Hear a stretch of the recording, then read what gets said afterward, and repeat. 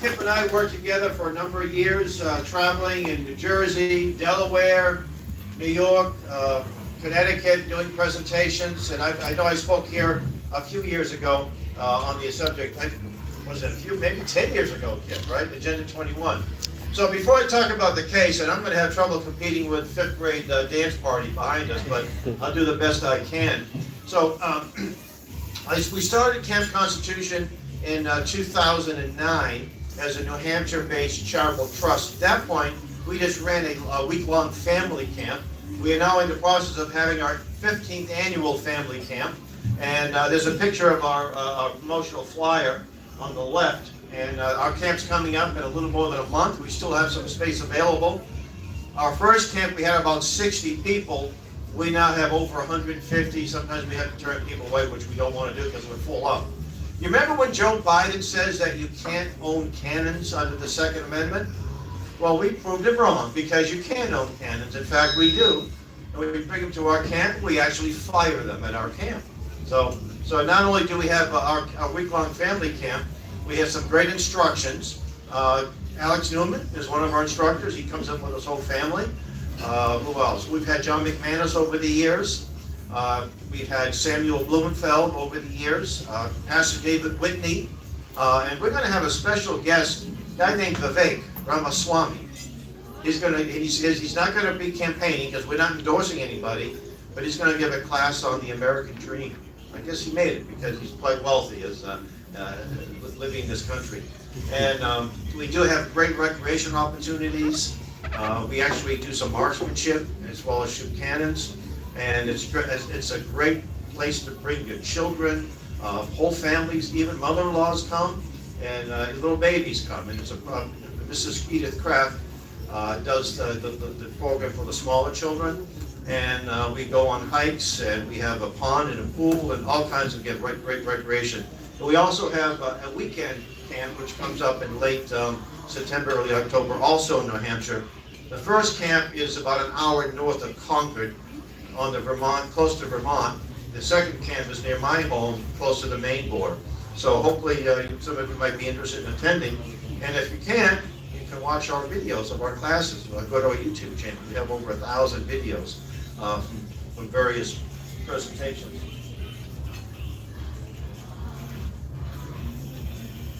It's not advancing.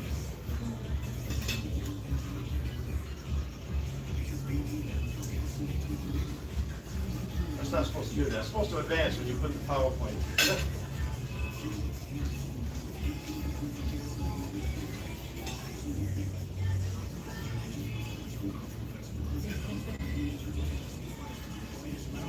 What's that? Whatever works. It's just it's not supposed to advance.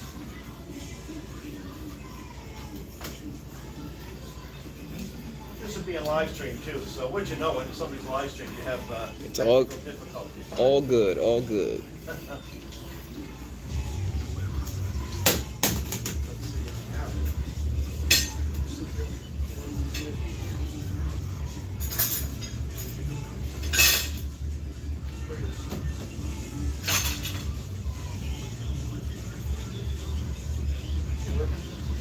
Try to left click, right click.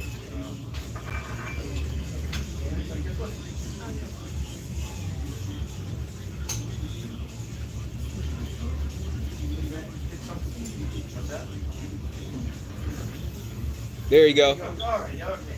So we also have a ladies' retreat, which we do in the spring, and this is a program from I think a year ago. And the lady on the front right, that's Mrs. Edith Kraft. She's the wife of Reverend Stevie Kraft, our camp chaplain. And I stole my wife from you, by the way. We moved up to our place in Lexington. How many people here homeschool, or know homeschoolers, or should be homeschooling? Yeah, okay. Does the name Samuel Blumenfeld sound familiar? I know, well, Kevin back there, of course. I'm sure Sam spoke New Jersey over the years. I know Kip used to. Well, Sam was a pioneer in the homeschool movement. He died in 2015, 8 years ago, almost June 1st. And he left most of his papers and his writings to us at Camp Constitution. And we converted a lot of these papers and writings and recordings, digitized them, And you go to our website and you do see the drop down, the Blumenfeld archive. You see the promotional flyer on the left. We get about 2 million views a year. That doesn't mean 2 million people, but we get lots of people coming. And on this thing is a free alpha phonics. You can teach people how to read the way they're supposed to learn how to read. Intense phonics from our website. Cursive lessons. And we have audios. We have a number of his books, even his last book that he co-authored with Alex Newman in PDF format. And we get people from all over the world downloading this stuff. And just about a year and a half ago, a gentleman from Zimbabwe, not exactly a conservative, noted for his conservative politics, reached out to me and he said, can we donate some of the hard copy Alpha Phonics workbooks? I said, sure, why not? You know, we're a charitable organization, and charitable means love. So we sent a case. I said, all I'd like to do is see some of your students using the workbook. Well, he accommodated us. He sent us some video and some pictures, and they call it the Blumenfeld approach with that beautiful accent they have. And just a few days ago, he got back to me. He said, Hal, he said, we are building a new school, and we're going to name it after Sam Blumenfeld. And he said that he's introduced his Alpha Phonics to all the schools in his area. We also have a lady in South Africa doing likewise. So this is a call to action. Get phonics back in some of these schools, and get cursive back in these schools too. We are very community conscious. We sponsor 2 miles of highway, and not too far from me. We clean up twice a year, and they put our little. You guys can do that too. I know a lot of places do that sponsor a highway. You can't see it in the middle, but we have a parade float, and we're in parades. And at the parades, we hand out copies of the Constitution, pocket copies of these babies here. Last year, we were in the St. Patrick's Day parade in Boston, and there was hundreds of thousands of people there. And when our float came by with the cannons and the Christian flag, the chant was USA, USA. Even in Boston, we get well received. Yeah, these are some of the students in Zimbabwe. That was back in 21. When everybody was, well, not everybody, because we weren't, but some people were still wearing masks. So, but you notice the classroom is bare bones, but look at all the students are well dressed. The teachers are well dressed too, in this very poor country. We have a publishing arm, and I didn't bring, I drove the van down, but I carpooled with Kip, so I didn't bring all that much down. These are just a couple of things that we've put back in print. On the right, you might say, the 1928 U.S. Army Manual, what's the big deal about that?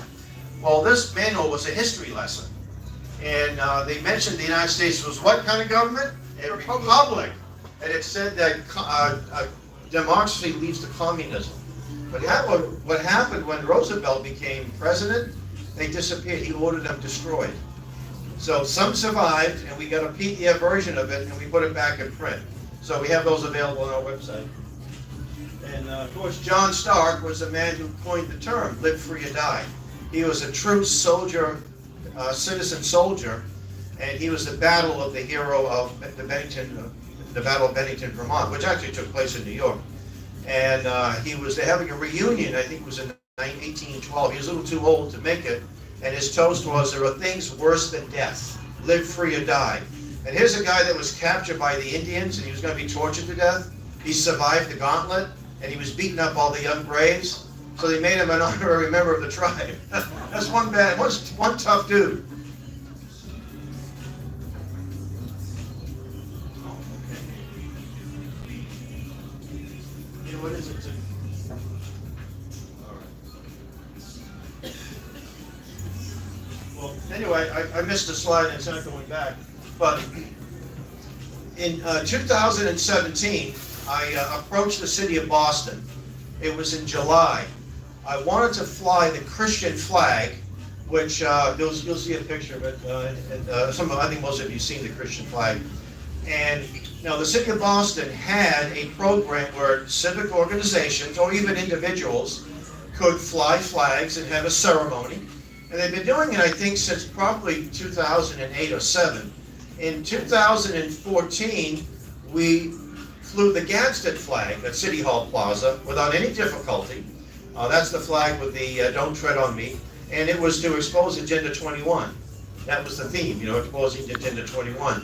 And one of the participants of this was Patriot pastor Garrett Lear, 6'7", in his colonial attire and his musket, walking through downtown Boston with a real musket. It was a lot of fun. We had no problems.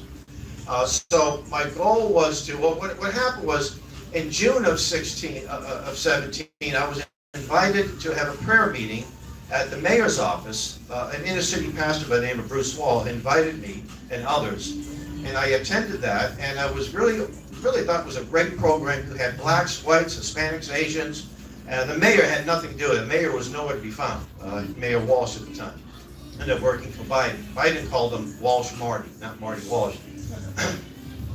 And we prayed for our leaders, as the Bible tells us. You don't have to agree with the leaders, but you pray for them. We prayed for peace, we prayed for harmony, and we sang some hymns, and we gave testimonies. And when I left there, I'd say kiddingly, my inner P.T. Barnum, but it was really the Holy Spirit, I think, was moving me to say, let's have a program to honor Constitution Day, September 17th, and Boston's rich Christian history, which it is. It has a rich Christian history. It wasn't founded by Hare Krishnas, as Reverend Kraft would say, or Muslims. It was founded by Christians. A city set on a hill. That's what John Winthrop said. And you can find that sermon he gave, some of it inscribed on Boston Common, right, along with other Christian things throughout the city, actually.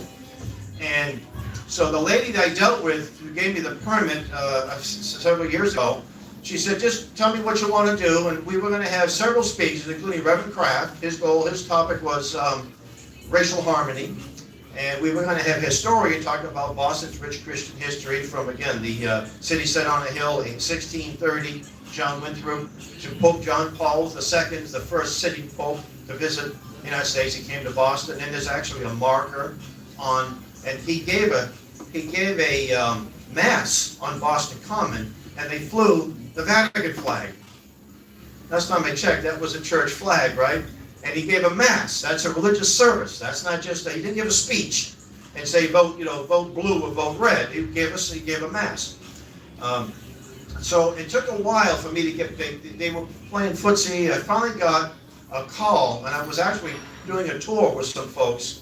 And by the way, I had to advance a few slides. We have a learning center in Lexington, Massachusetts, with a guest room. It's where Reverend Steve and his wife live. I'm the trustee of the house, and we're about 2 blocks away from the Lexington Battle Green. So any of you want a tour of that area, Concord, Lexington, Boston, Plymouth, need a place to stay, please contact me, and we'd be honored to do that. If you also want to come up to the Lakes region of New Hampshire, bring your firearms, because I got a shooting range on my property. Right? I'm 5 miles from one of the most beautiful lakes in the country. About less than 5. I'm 3.5 minutes from one of the most beautiful lakes in the country. And we're going to have a July 4th barbecue, and you're welcome to come, and love to have you. We'll put you up overnight if need be. So anyway, getting back to the city of Boston allows the communist flag, or did allow, they don't do it now, but the communist Chinese would fly their flag. Not only would they fly their flag to commemorate the communist Chinese revolution that led to the deaths of millions of people, and that's not including COVID. And what made it worse is that city officials would participate in the ceremony. You remember Ayanna Pressley, a member of the squad? When she was a city councilor, she was at one of these events, praising the communist Chinese.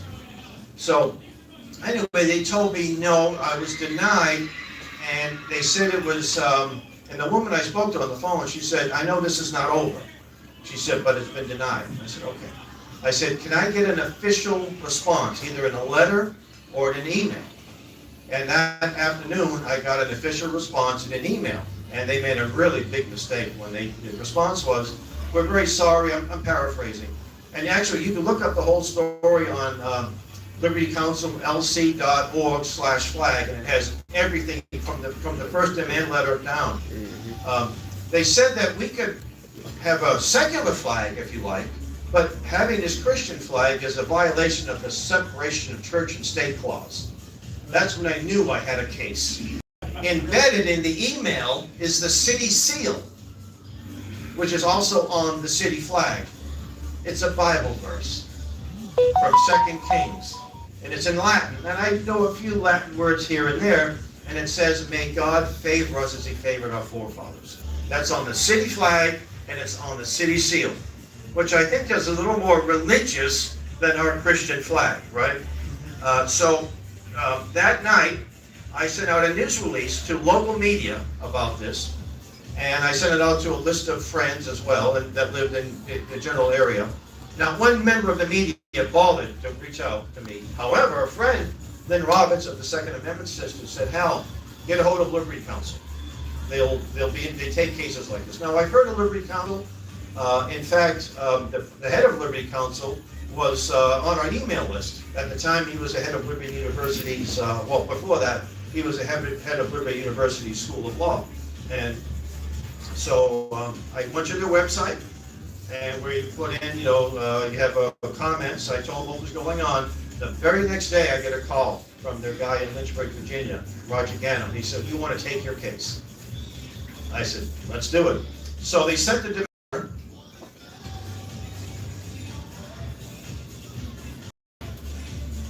They sent a demand letter to the city of Boston. A demand letter said basically that if you don't let them fly the flag, we're going to sue you. This was September of 17, and it made a little bit of media coverage. That's the city of Boston flag. The flag in the middle. Anybody know what that flag was called? That's called the Bunker Hill flag. And prior to this beautiful flag being flagged, this was used by the Patriots for about a year or so. And it's very similar to the Christian flag, and this flag would fly on Boston City Hall to commemorate the Battle of Bunker Hill, right? Very interesting. The only difference is the colors are reversed, except for the red flag, which is the Latin cross, the red flag representing the blood of Jesus Christ, and the little pine tree. Now, anybody know what that pine tree stands for? Maybe the guy just liked trees. He was a botanist or something that designed it. Well, England, the kings under King George II and King George III, said that any tree more than 24 inches in diameter belongs to the crown, even if it's on your land. So if you cut it down, we're going to come after you. And then King George, what a rascal he was, he made it down to 12 inches in diameter. That made it worse. And so this was really what you call a polite, obscene gesture to the king when you put the flag, when you put the pine tree on the top. In fact, there was a riot in the town of Weir, New Hampshire. We celebrated the 250th anniversary last year when some of the king's agents came into town to find some people, and they didn't take it too well. They weren't tarred and feathered, but let's put it this way, they didn't come back. So the flag on the right is the Christian flag. Now, this flag is non-denominational, and guess where it was designed? If you guessed Coney Island, you would have guessed correct. So a few good things come out of Coney Island. Nathan's famous hot dog and the Christian flag. It was designed in the 1890s by a Sunday school superintendent and a missionary. And initially it was adopted by a number of churches, and today you'll see it mainly in independent churches, Baptist churches, although lately you see it flying in a lot of other places too, in the right places. So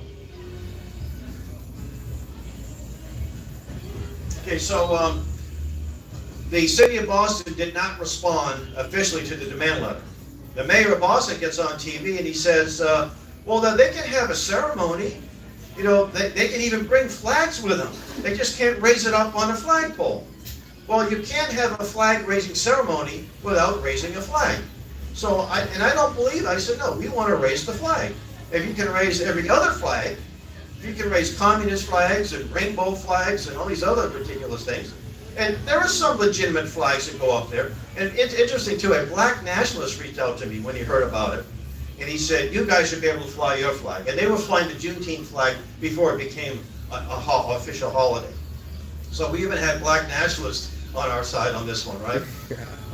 Nice. So it started so the case was filed about a year later, And in 17, we made some headlines in the local newspapers and a few outlets around the country, not a whole lot. When we filed the lawsuit in July of 18, we got a lot of media coverage. And the judge that we had to face was an Obama appointee, so we didn't think we'd get any justice. So we lost there, and then we did some discovery. We had to file another suit, and we eventually lost, I think it was February of 2021, to the First Circuit Court of Appeals, 3-0. So, and Liberty Counsel was determined to take this all the way to the Supreme Court, as we were. So it was brought to the Supreme Court in June of 21, and in late September of that same year, the Supreme Court decided to hear the case. Now, the Supreme Court hears about 1% of the cases that get before them every year. So the fact that they took our case meant a lot. Now, I believe God's hand was in this the whole time.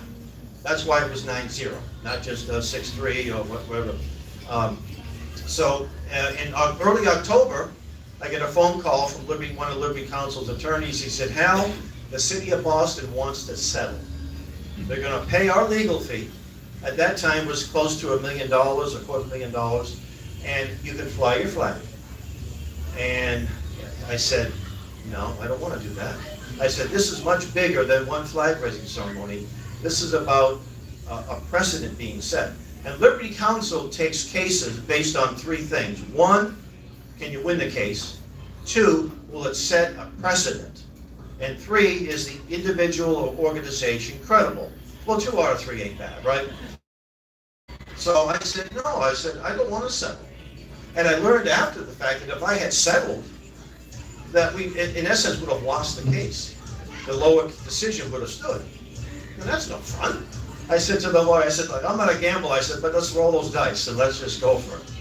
So in January of 2022, we had oral arguments. It came out pretty quickly. I thought it'd be, he said in the spring. So the night before, we had a prayer vigil in front of the Supreme Court. We had a nice little get. We had maybe 30, 40 people there. And the next morning, we had a rally. And I was surprised we had so many people at this rally.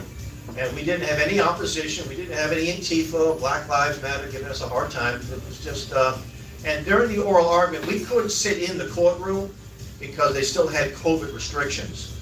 But we were able to listen to the hearing or the oral argument. There was a building behind the Supreme Court that Liberty Counsel owns.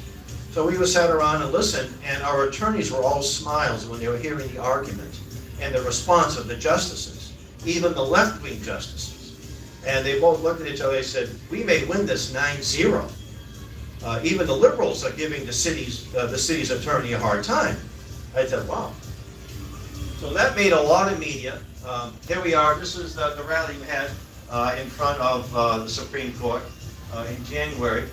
And that's our motto, honoring the past, teaching the present, preparing the future. And so prior to the oral argument, I was interviewed by, I think, ABC, out of my home, but it went all over the country. And they were very fair, believe it or not. They asked me, they said that there are some people that think the Christian flag is a symbol of white supremacy.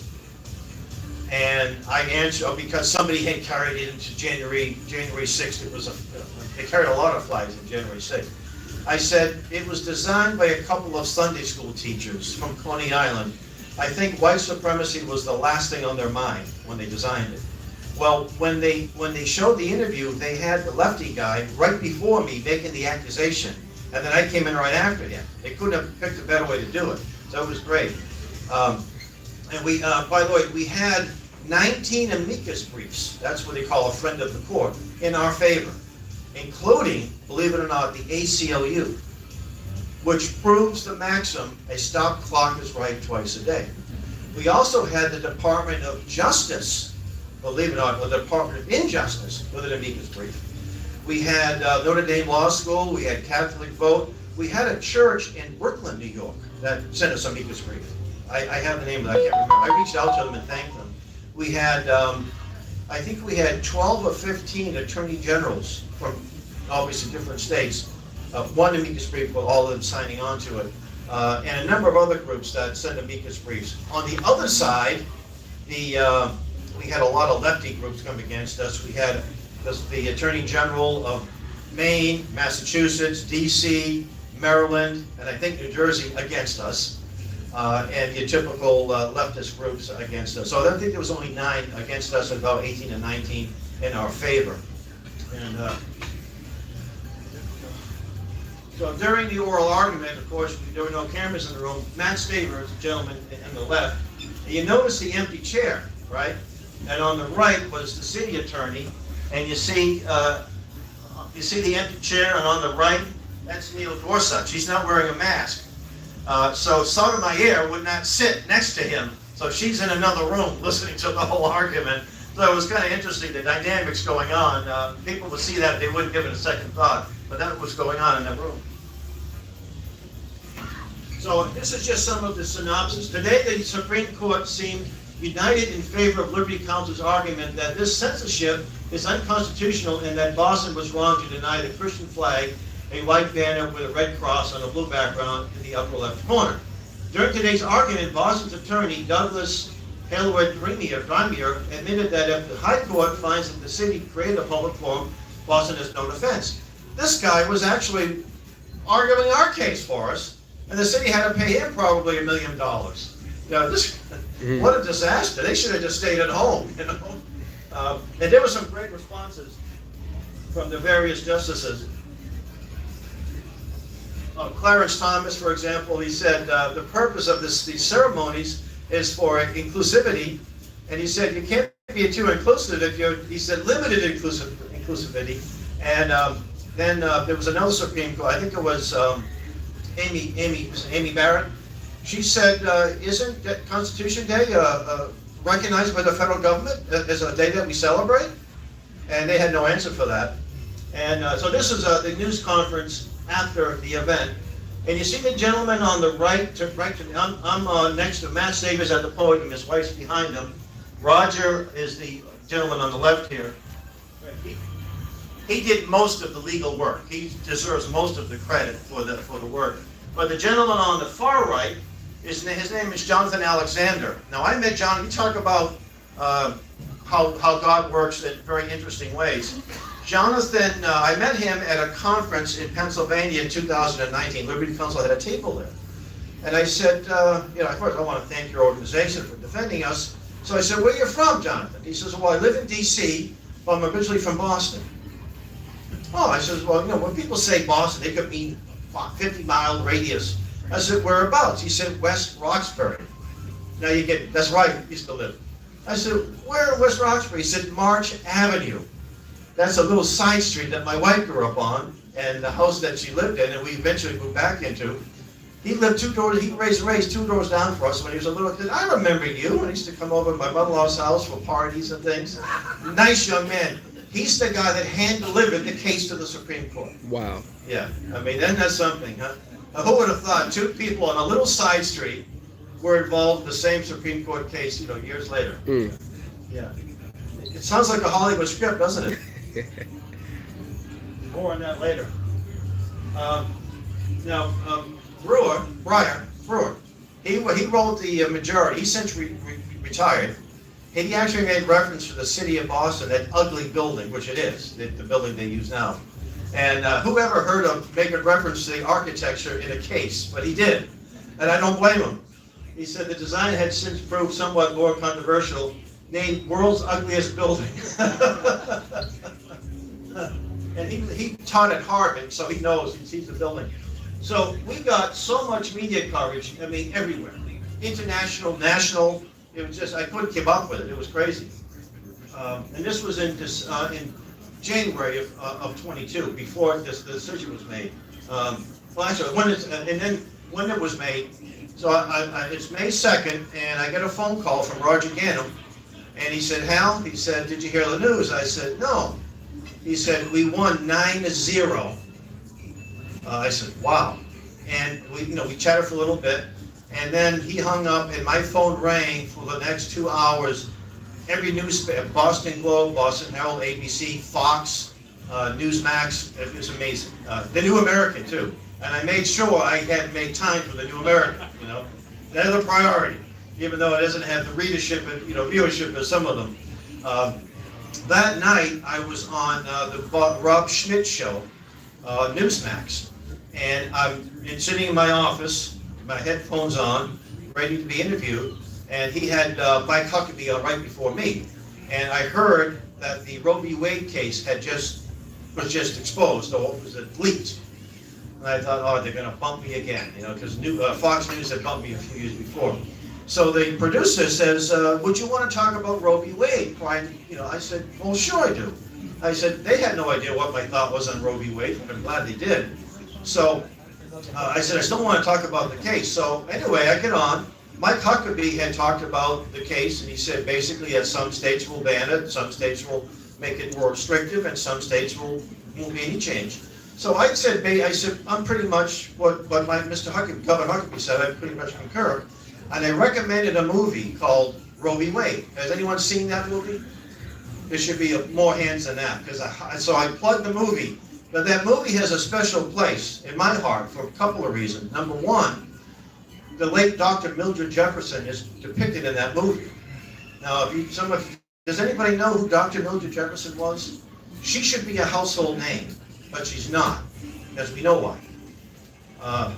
She was the first black woman to graduate from Harvard Medical School. She was a good friend of the John Birch Society. She was never a member. She was a friend of Larry McDonald. They worked together on a number of issues. She was part of that group called Western Goals. That was Larry McDonald was the John Birch member that was shot down by the Soviets in 1983, September 1st, 1983. I was one of her many drivers. She didn't drive, and she spoke at our camp. In fact, I think her last public presentation she gave was at our 2010 camp. I'm not certain. She died that following October, November. And I was just so glad that she was recognized. And the lady that played her is an actress, Stacey Dash. Does anybody know that name? That movie Clueless, she starred in that. Well, God puts people together. We've become friends of Stacey Dash.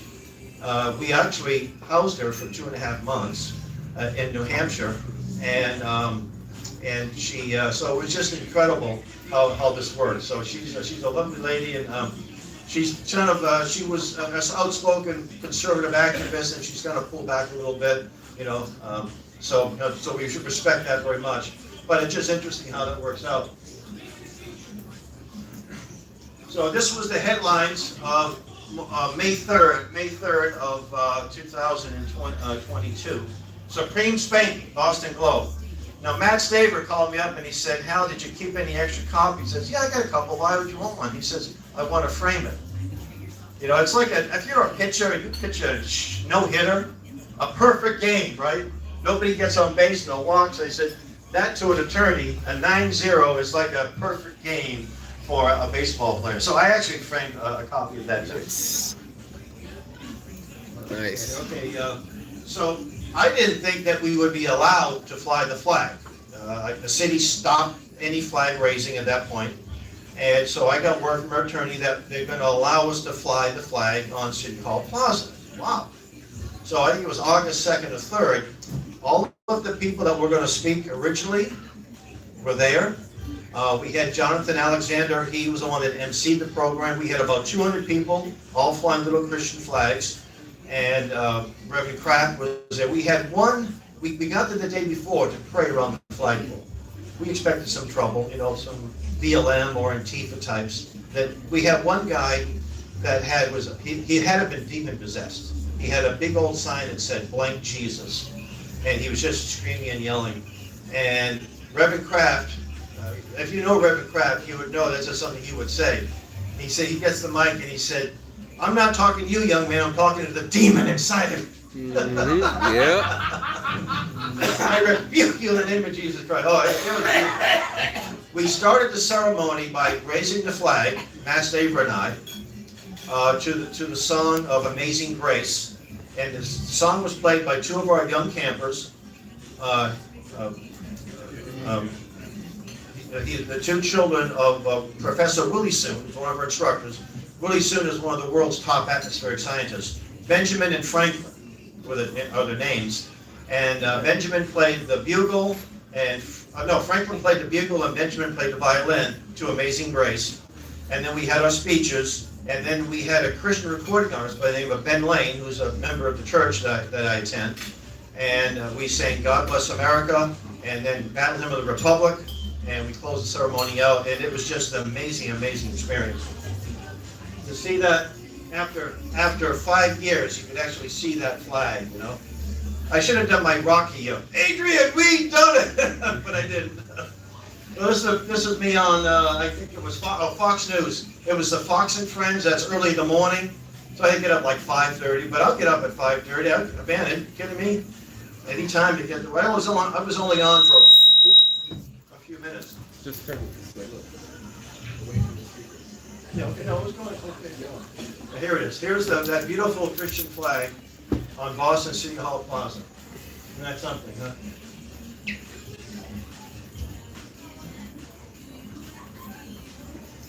A day later, the Satanists were a little upset about it. They wanted to fly their satanic flag. They actually did us a favor, because the city said, no more flags. No satanic flags, no Christian flags, none. And that made national news. And by the way, they had a big conference in Boston, and it was a result of them being denied to pray and also fly the flag. And they wanted to dedicate it to Michelle Wu, but they were really upset with Camp Constitution. I think someone said to me, Hal, the Satanists are after you. And I said, he who is in me is greater than he who is in the world. I'm not worried about these. They're a bunch of, nitwits. They're all a bunch of trust fund nitwits, but they don't have too much time on their hands. I'm going to worry about the A couple of months later, the city of Boston had a shell out $2,125,000. Now, some people thought it went to me. And I got one guy who said, hey, I need to buy a new truck. I said, me too. I said, I'll spot you $50. I said, that money went to Liberty Council. I said they deserved every penny of it, and they use it to promote, to defend people who are being persecuted in this country. So they're entitled to every dime they get. God blesses us all different ways. I wouldn't mind a cut, but it didn't happen, and that's okay, because again, the agreement was pro bono. If we lost the case, we didn't have to pay a cent. If we won the case, we don't. And that's the way it should be. Amen. I'm happy about it. Mm-hmm. There's the copy of the check, signed by. You ever see a check for $2,125,000.00? That's what happens when you elect evil people. Now she was a city councilor at that time, and for those from 17 to 20, the end of 20, I was a resident of Boston, and not one city official, elected or otherwise, bothered to reach out to me. I'm with you or against you. Even the Human Rights Commission. So about a couple of months ago, I called all the Human Rights Commission members, left messages, not one got back to me. I said... On this side. You could talk in front of the mic. Oh, okay. Yeah. So I said, did you weigh in on this? None of them responded. And I didn't expect them to. They're too busy just trying to take statues. They took the statue of Abraham Lincoln down in Boston. That's how crazy it is. Now, the most important thing about this case, and you read that portion of it, that article just came out, I think, yesterday or the day before. There was something called the Lemon Test. And it goes back to 1971, I believe. Lemon versus Kurtzman.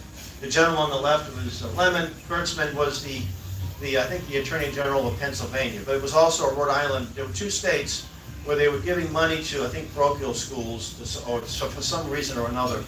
And the Supreme Court said you can't do that, separation of church and state. Mr. Lemon was an atheist, and he was working on behalf of some atheist organization. And he had a child in school, so he was the man on record. Anyway, because of that miserable decision and the actions after that, there were people, for example, if you brought a candy cane to a government school and say it's shaped like a J and is a Christian allegory, you can't bring a candy cane. You can't say God bless you if you sneeze. You can't read your crucifix or your cross in a public venue.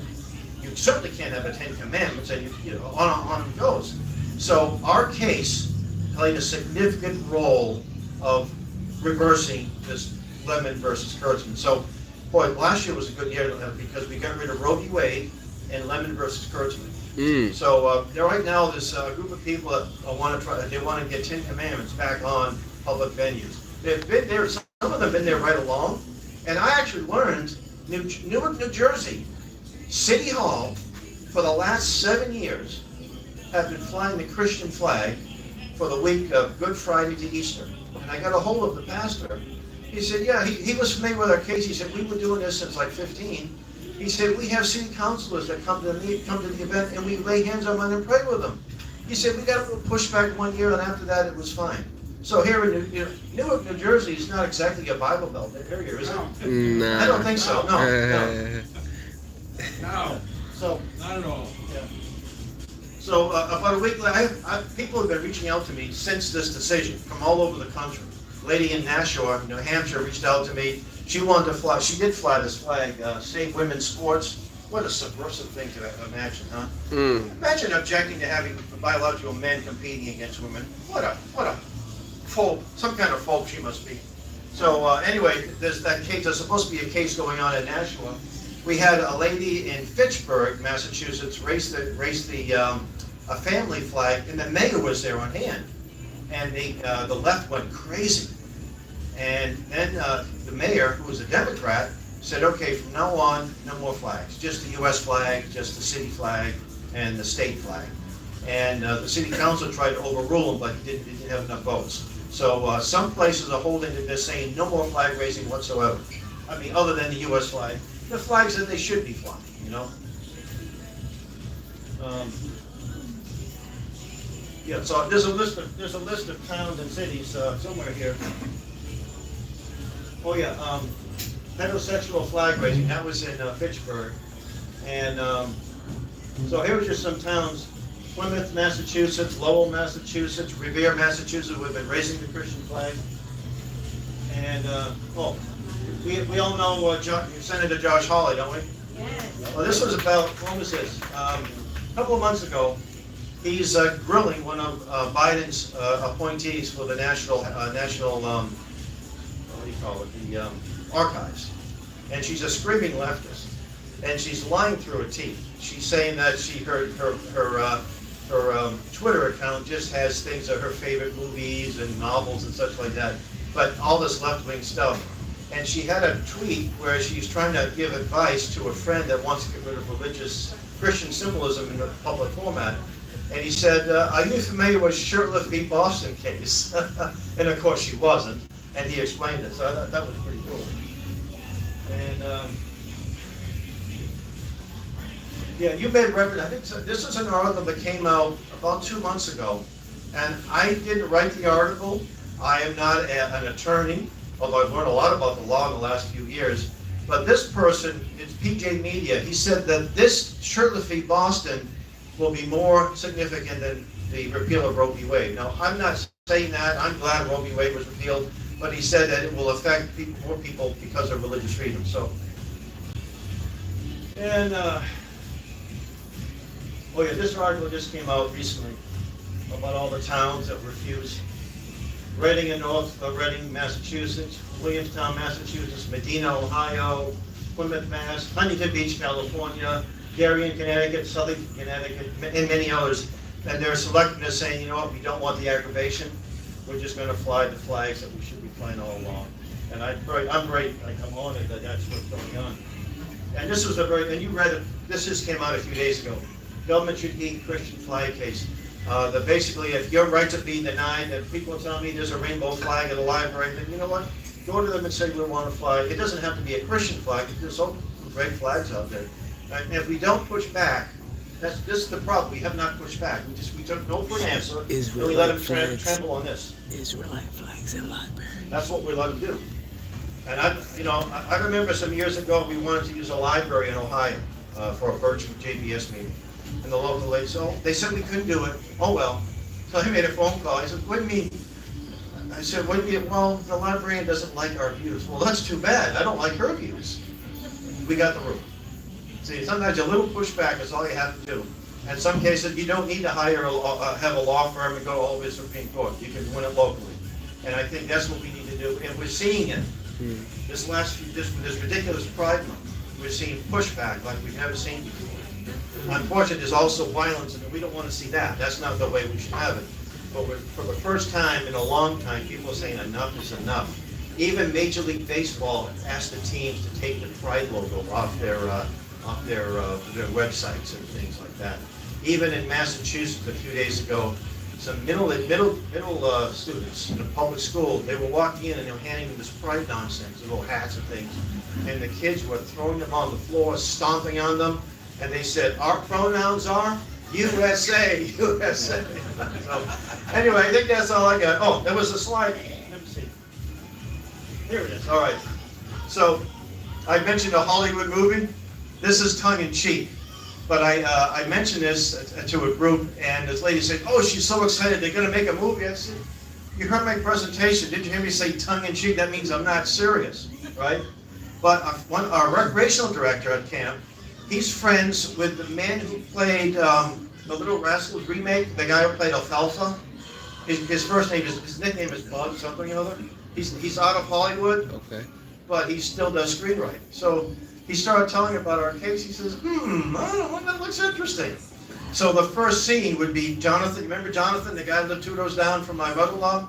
So you have to take a little license when you do this. So he's going to be riding his bicycle as like a 10-year-old boy and throwing the newspaper to Mr. Shurtleff on the front porch. Good morning. And then the next scene would be him delivering the case to the Supreme Court. What do you think? That'd be a great opening, huh? So anyway, we're going to have Dennis Quaid will have to play me, right? My wife will have to be played by, and actually, she taught at our camp. What's her name? Janine Turner, yeah. She wasn't there in person, she Skyped in, but her organization, Constituting America, I suggest you look them up, they're good people.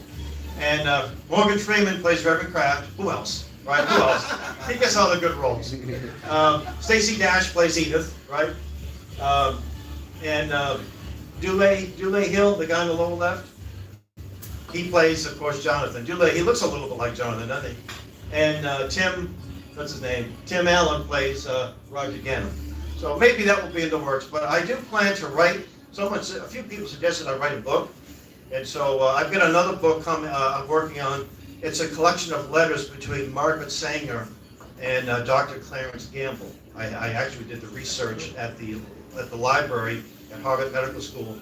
And did you know that not only was there a Negro project, but it was a Puerto Rican project? And I have to hand type because I took pictures, but the resolution is bad.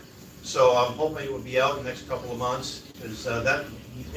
When people talk about America is systemically racist. You know what Jesus said? Take that log out of your own eye. I said, your organization called Planned Parenthood is racist to the core. And you want me to prove it? Here's Margaret Sanger. And I actually held that horrible Negro Project letter in my hand. It was on 3 notes, like note card, right? Anyway, I want to thank you for inviting me. It's always an honor to speak to the JPS. I've been a member since 1988, and I plan to be one. I'm a life member, and I plan to be one until the Lord takes me home. So thank you.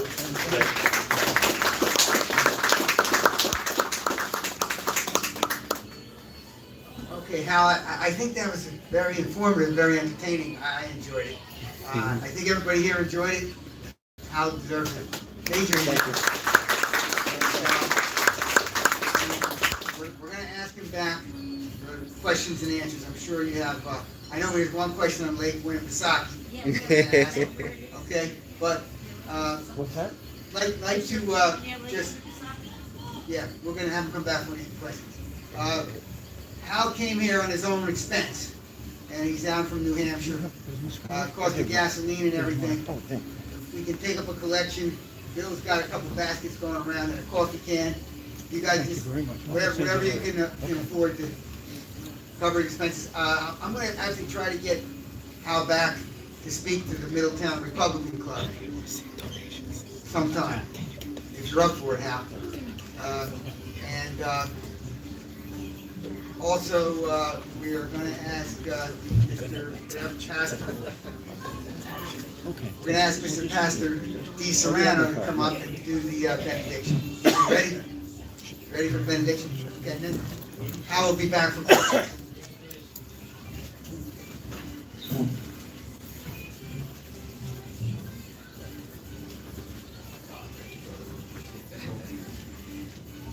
I am inspired. Thank you so much. Wins like that are wins for me, all of us, right? Anybody who believes in the Bible, believes in the scriptures, believes in absolute truth, that's a win. And I'm so inspired, and I want to thank you. And I thank JBS. I thank just all the men and women who go out there on the front line to fight these battles for our freedoms. It's amazing. So I just want to pray. If we can all just bow our heads and pray. Our Father, who art in heaven, holy is your name. Some people call you Yahweh, Yahovah, Yahuwah, Yah.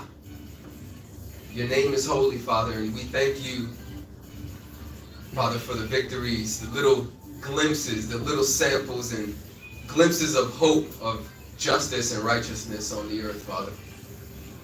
Holy is your name. Let your kingdom come. Let your will be done on earth as it is in heaven. This is not just some superficial language, but this is tangible. Letting your kingdom come. One of the ways that your kingdom comes onto this earth is through your vessels, through us. And Father, I thank you for the men and women that have stepped out on the front line to manifest your kingdom principles here in this country and around the world in other countries, Heavenly Father.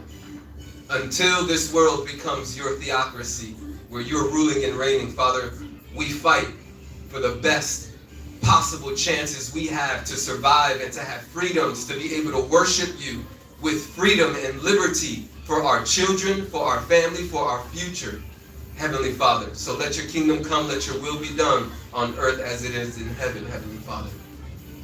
And I pray all this in the mighty name of the God-man, who is known by Jesus, the Aramaic Yeshua, Yahshua, Yahushua, Yahusha.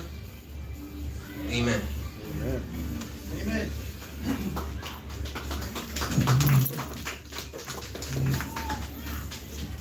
Okay, I'm sure you have questions. Hal, you want to come back up and answer a few? Can I ask a question? How many people in this room are members of the John Birch Society? Okay, great. So how many aren't? Okay, good. I'm going to say, well, why aren't you? All right. Yeah, I must have grown a little bit since I sat down. Yeah, if there's any questions? Somebody asked you about Lake Winnipesaukee. Is that what you asked? Yes. What was the question? No, I want to know how close your camp is to that lake. Oh, our camp is about an hour and a half from Lake Winnipesaukee, on the other side of the state. But it's quite a beautiful area. And our camp doesn't have a lake, but we have a pond and a above-ground swimming pool and all kinds of other great recreational things. So And the women's retreat that you mentioned. that's already come and gone. But if you want to give me your contact information, we will put you on our list, and you're welcome to come next year. Well, Once a year. what's that? It's only once a year. Yes, it's in the spring. Yeah. And we may have it. We're going to change the venue, try to make it a little more centrally located. So it could be somewhere down maybe Connecticut. I'm not sure. Well, my daughter lives in Massachusetts. Oh, whereabouts? Stoughton. Stoughton. Oh, okay. Near Boston. I was just telling, there's a wonderful Messianic church or temple right there in Stoughton. Yeah, I was telling him about it. Yeah, because I used to live in Boston. Not It's mine. just a short distance from Boston. Yeah. Our place in Lexington, we have meetings there on a regular basis. And like I said, you have an open invitation to visit, to get a tour of Lexington and Concord and the history, great history there. Now, you have great history here in New Jersey too, but I think we have a little bit, just a little bit better than we have in Massachusetts. Yes, sir. This case happened, what, about a couple of years ago? This case, well, the lawsuit was filed in July of 18. It got started in 17 through the demand letter, and then was in the Supreme Court. After they have oral argument, I understand that within a few days they vote on it. But the decision isn't usually revealed to sometimes weeks and even months later. You mentioned Coney Barrett and some new people. Yeah, all of three Trumps, all of course 9-0. Yeah, definitely, yeah. So my question to you is like, given all the things that are happening now, very unanimously with unequal protection under the law, I mean, there are people that have committed crimes in the 20s, that did riots, and they still Oh, I know. prosecute. And now you have the president who's doing basically what everybody else has done to a various extent. And the man on the subway was indicted by the second-degree manslaughter. I just heard that a little while ago. Meanwhile, how many people were murdered during the George Floyd riots? And not that many people were even prosecuted, so. In light of, you said you picked up a lot of information about legal things over the years. Yes. The 14th Amendment, equal protection under the law, would that be applicable even as, it's not like, what about them, it's not the what about them type thing, but isn't there some obligation on the part of these crazy district attorneys over New York, like Alvin Bragg, they have to treat people equally? Right, well, you've seen that famous justice is supposed to be blind, but we know that that's not true. It never has been because we live in a fallen world, but the goal is, I had a law professor years ago, he said, in the United States, you have a chance at justice. And there are a lot of people that having issues like this, and they may not be able to have justice. And there are people who are prosecuted, the punishment should fit the crime, not the other way around. Taking a selfie at the Capitol after you've been waved in doesn't deserve 20 years in prison. I have a friend that's facing 20 years because he wouldn't plead because he said, I'm not guilty of that, I'm not pleading. And so he's facing 20 years in jail. He's in his 40s. Because what did he do? He went in, he was waved in, he took pictures, he took a few pictures, and he left with the woman he came in with. She spent about a month in jail. She shouldn't have spent a day in jail. But she pled and she said, hey, this is what I'm going to do. So yeah, there's a lot of injustice going on. There's no question about it. Especially when we see former president being charged by taking documents that all these other presidents have done for how many years and nothing. And the vice presidents, and they're not under that presidential document law. They have no authorization to take that. And they look the other way. So yes. Can you clarify when it said third-party flag? Well, a third-party flag would be a flag other than a city or a government official. So you would look at the flags that most towns and cities fly would be the United States flag, the state flag, and some cities have their own flag, some counties have a flag. And maybe, I don't know what they mean by second party, but you'll see military flags, especially if it's a certain, like Armed Forces Day, the POW, MIA flag, sometimes you'll see that. So a lot of these towns will make exceptions to fly those flags, even though they're not something they fly all the time. Although I think in Massachusetts, they did pass it, said that POW, MIA flag will fly underneath. You'll see it all over the state, even in a miserable state like. In fact, today, Massachusetts had a Flag Day ceremony at the state capitol, and it wasn't a rainbow flag, so it was a U.S. flag ceremony, right? Yeah, so. Yes, sir. What do you say to Americans who have lost faith in the political realm and say it doesn't matter, everything's rigged, the voting system's rigged, left wing, right wing, same I think bird? the best thing is occupy till I return. That's what Jesus didn't say, give up. You know the word discourage means to take away courage. So our job is to encourage. And when you give up, the other side wins. And it doesn't matter where you are. And God put me in Boston. I was behind enemy lines, and people would say, how can you live there? I said, I'm here until God calls me someplace else. And he called me outside of, where we are now, and I couldn't be happier. You talk about a contrast. Back in May of 2020, the local, we lived in one of the better neighborhoods in Boston, West Roxbury. I couldn't afford to live there if we didn't inherit in my house, The Antifa and Black Lives Matter threatened to burn down the police station. It was it's in the city, but it was one of the West Roxbury police stations. They put barricades around it. Businesses were boarded up. I walked around, I called the state rep and state senator, and I said, where are you? Did you resign? Does Black Lives Matter now control the city? Why aren't you here, walking the streets, encouraging people and, overcoming their worries and concerns? So I had to send my wife and daughters out of the city.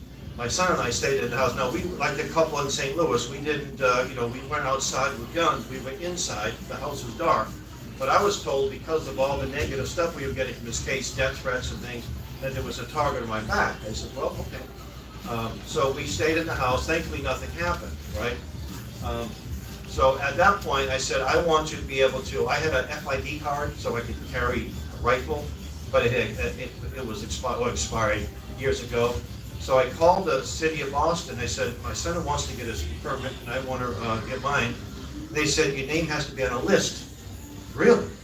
I have to put my name on a list to apply to have a right that's protected to me by the state. This is in Boston.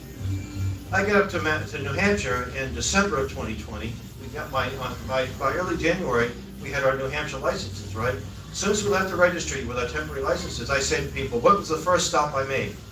Oh, you went to register to vote. That was the second stop. The first stop was the gun shop. And in New Hampshire, all you need is a driver's license and a clean record, no felony convictions or a domestic misdemeanor. I don't have any of those. And I walked out of that gun shop, and you can, what do you call it, constitutional carry in New Hampshire. And 3 months later, I get an email from the city of Boston saying, you can come and apply for your permit now. They didn't know I had moved. I said, I'm all set then. $100 for a license, you had to get fingerprinted, and you had to take a course in marksmanship. And I was an expert marksman in the Army, but I still had to take the course. So you see the contrast between two states. It's a question of, people who are paying attention and vote for the right people. And I know my state reps are all friends of mine. People say, why don't you run for the state rep? I said, one's a gunsmith, one's a pastor, who is a very conservative pastor. Why would I want to run against them? What's the point? But I did run for office unsuccessfully. I was asked to, and I felt an obligation. I really didn't want to, but if I don't, or you don't, the bad guys are going to get in. And where we are, we kind of outnumber the bad guys. And by the way, there are a lot of bad Republicans out there. I'm not trying to say being in heaven hour makes you a good guy.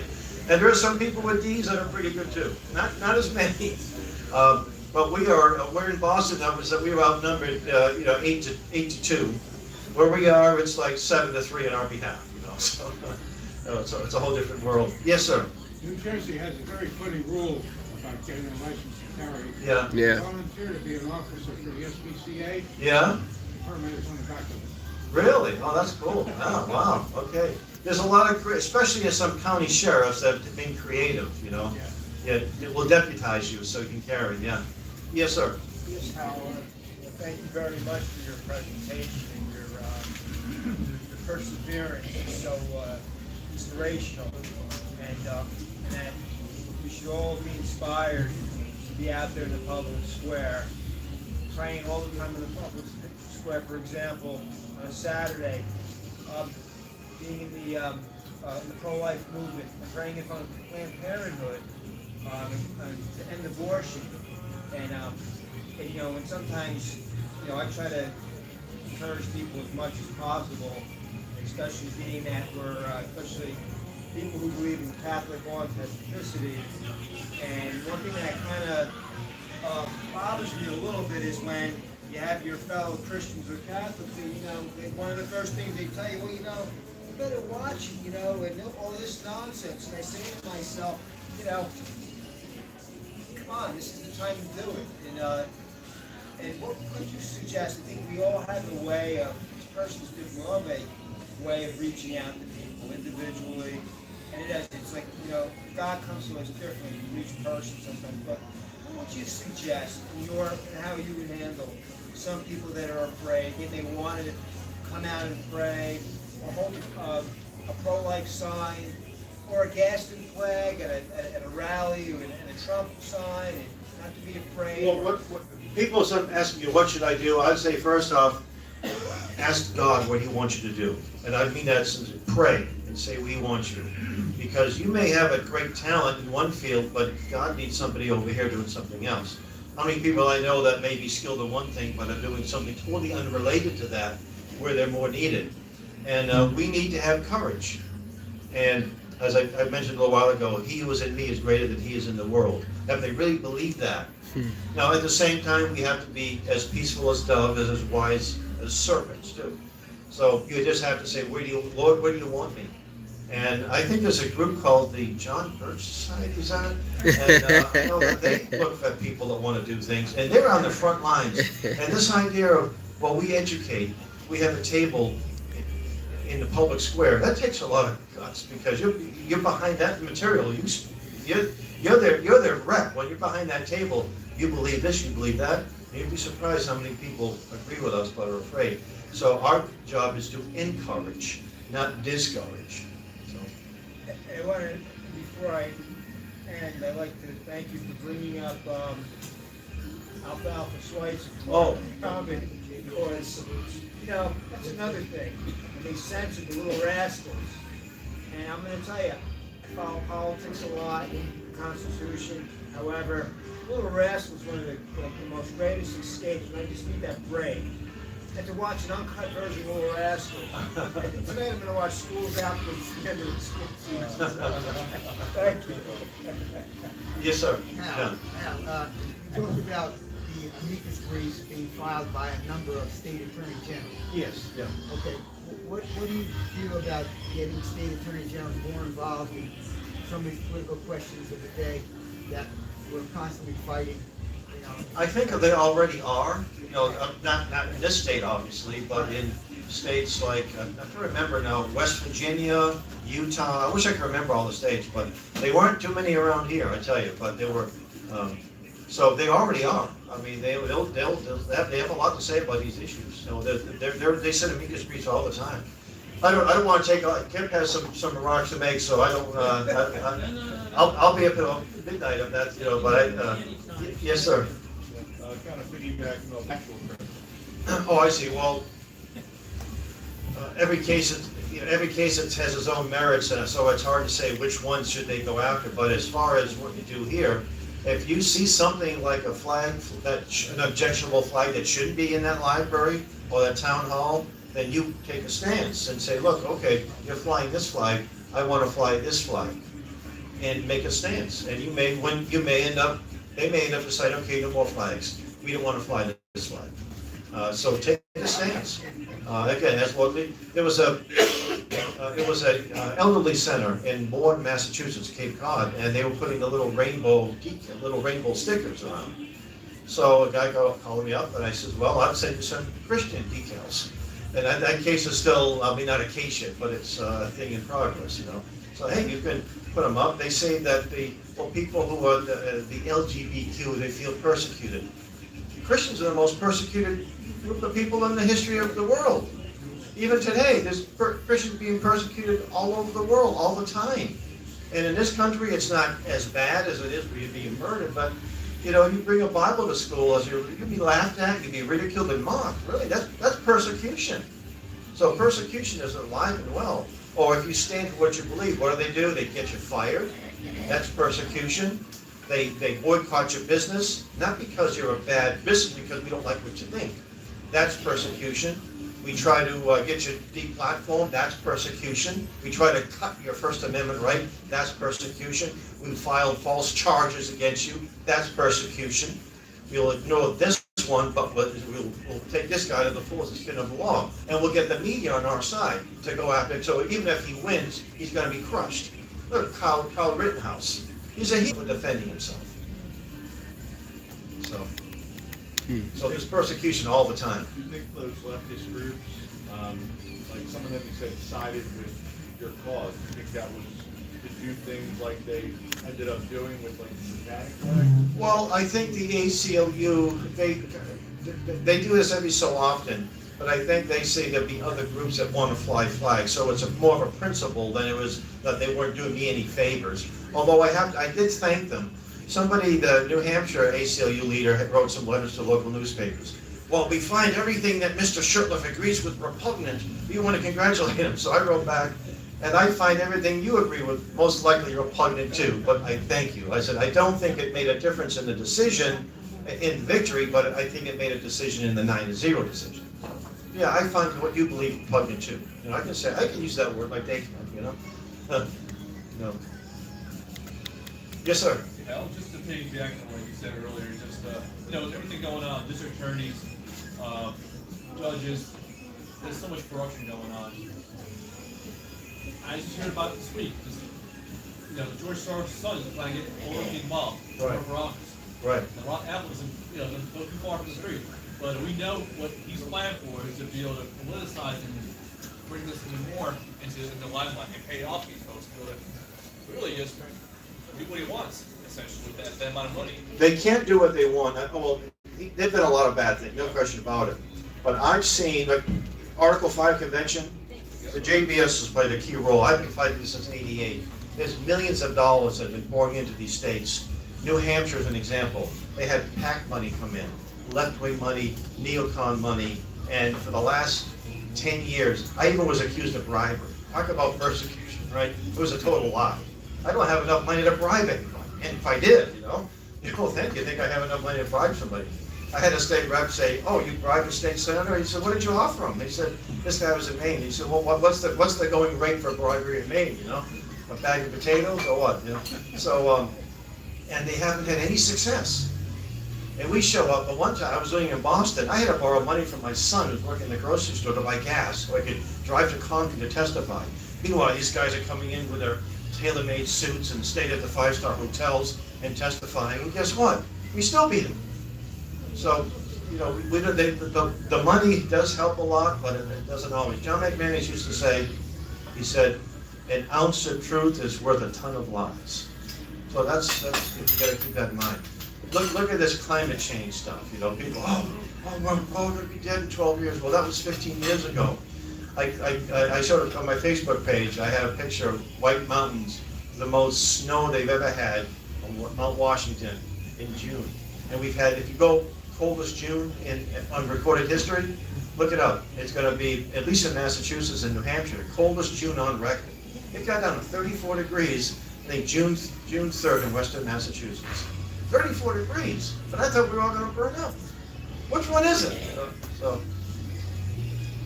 I wanted to say something because you talk about everything that's really affecting us right now. We're seeing a very big injustice going on, of course, with the J6 prisoners, and it's nobody that really gets it out there, but there are people that are doing it. There's one show I watch, it's called Cowboy Logic. And I've seen that, yeah. Great show. And they put on a J6 prisoner. They spend most of the show talking to them. And I just, even during prayer, I mentioned, I'm not afraid to say, we lift up our prayers for the J6 prisoners and all. And what I really find courageous is now that they've had developed J6 flags even, and all that stuff is happening. Oh, okay. It's the single-handedly most grotesque injustice I ever saw, that they're more interested in arresting grandmothers going in and out of the Capitol, or arresting people that are going to Latin, or tap wiring people at Latin Mass and all of that. I know, Every yeah. day it affects the cornerstone of our lives. They want us to be. Let me say, now, I have a lot of Latin, I'm not a Latin Mass Catholic, but I have friends that do, that are. And I called up my two senators, and I called up my US rep, and I said, I am not a Latin Mass Catholic, but I stand with them. Put me on the same list that you're putting them on. And you see how quickly they back down, Well, I don't think that was right. Well, then say something. Have a press conference at the Capitol building and condemn that, and denounce the Biden administration. So that's things you can call the White House and say you're not supposed to fly a rainbow flag, especially between you and two U.S. flags. Second, Article 2 of the Constitution does not give Biden the power to host these events, so it needs to stop. So. Okay, I don't want to take up any more time. I'll turn it back over. I know Kip has some comments. So.